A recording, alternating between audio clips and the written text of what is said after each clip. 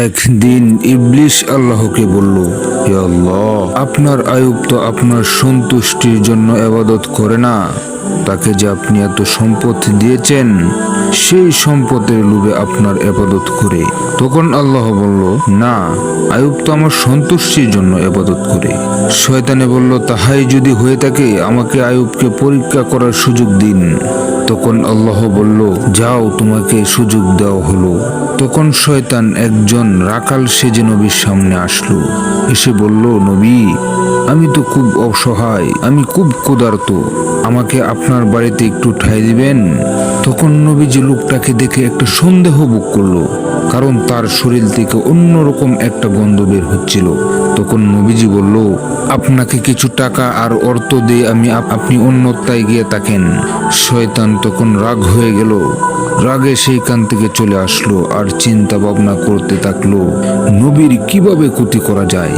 তখন শয়তান নবীজির যত বকরি ছিল সব বকরির উপরে আগুন জ্বালিয়ে দিল। তখন সেইখানে সব বকরি পুড়ে ছাই হয়ে গেল, আরো দুজন রাখাল মরে গেল। তখন আরেক দুইজন রাখাল নবীর কাছে গিয়ে বলল, নবী, আপনার বকরি তো সব পুড়ে ছাই হয়ে গেছে। তখন নবীজি বলল, আলহামদুলিল্লাহ, আল্লাহর মাল আল্লাহ নিয়ে গিয়েছে, তাতে আমার কোনো সমস্যা নেই। শয়তান এই কথা শুনে আরো রাগ হলো। তখন চিন্তা করতে লাগলো আরো বড় কি ক্ষতি করা যায়। তখন শয়তান নবীজির ফলের বাগানে গিয়ে আগুন লাগিয়ে দিল। তখন লোকজন এসে নবীকে বলল, হে নবী, আপনার ফলের বাগানে তো আগুন লেগে গেছে, সব ফল পুড়ে ছাই হয়ে গিয়েছে। তখন নবীজি আল্লাহর শুকরিয়া আদায় করে বললেন, আল্লাহ যে মাল আমাকে দিয়েছে সেই মাল আল্লাহই নিয়ে গিয়েছে, তাতে আমার বিচলিত হওয়ার কোনো অধিকার নেই। এই কথা শুনে শয়তান আরো রেগে গেল। কোন নবীজির অনেক সন্তান ছিল, সেই সন্তানগুলো একটি মাদ্রাসায় পড়তো। তখন মাদ্রাসার হুজুর বলল, বাচ্চারা তোমরা পড়ো, আমি একটু বাহির থেকে আসছি। হুজুর যখনই বাহিরে চলে গেল, তখন শয়তান মাদ্রাসার ছাদ ওয়াল ভেঙে বাচ্চাদের উপরে ফালাইয়া দিল। তখন সেইখানেই সব সন্তান মৃত্যুবরণ করলো। তখন লোকজন দৌড়াদৌড়ি করে এসে বলল, নবী, আপনার সন্তানগুলো তো সব মরে গিয়েছে।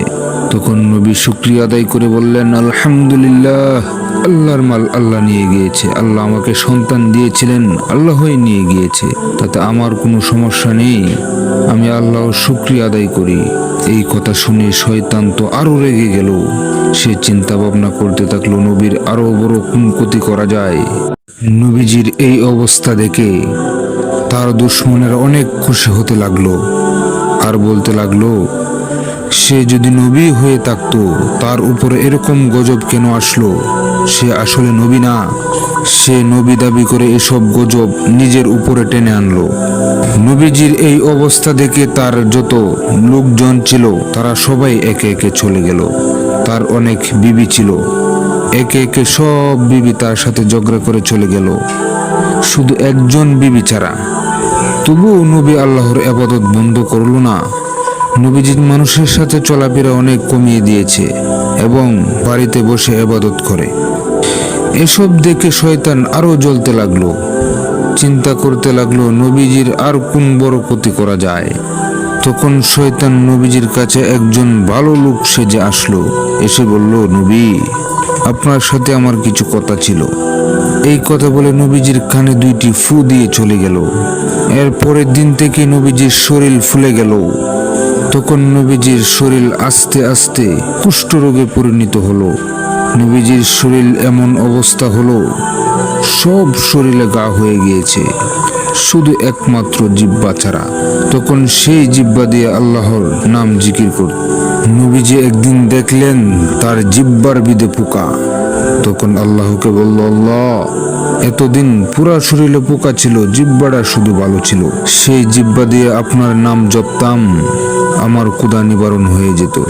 তুমি যাহা ভালো মনে করো তাহাই করো, তাতে আমার কোনো দুঃখ নেই। নবীজির এই অবস্থা দেখে পাড়াপড়শির লোকেরা নবীকে বের করে দিল বাড়ি থেকে। আপনারা যদি আমাদের চ্যানেলে নতুন হয়ে থাকেন, চ্যানেলটি সাবস্ক্রাইব করে রাখবেন ও দ্বিতীয় পার্ট যদি চান তাহলে কমেন্ট করে জানাবেন।